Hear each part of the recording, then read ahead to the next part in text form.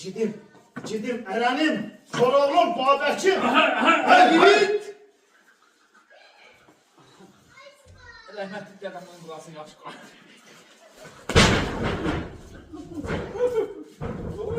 Korktu, hara gedirsən, doğrudan. Da korktu. Güzel.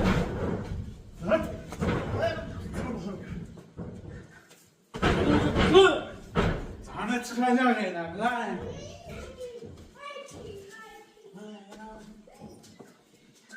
Bu deli yeni yaralanıyor, bu deli olmaktan.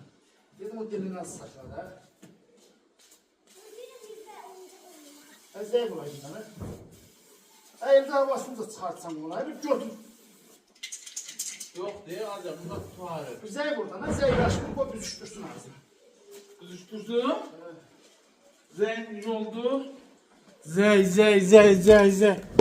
Ha dur ben başlarına gelir. Yeni kolu.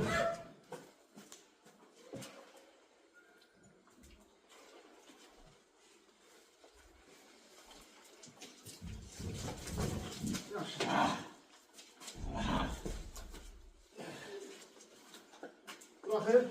Yok bırakma, kot tırnağına da bırak. Tuz vurmuş lan. Ha? Tuz. Yok, tuz yersen onda yara yok. Bütün sefer tutur.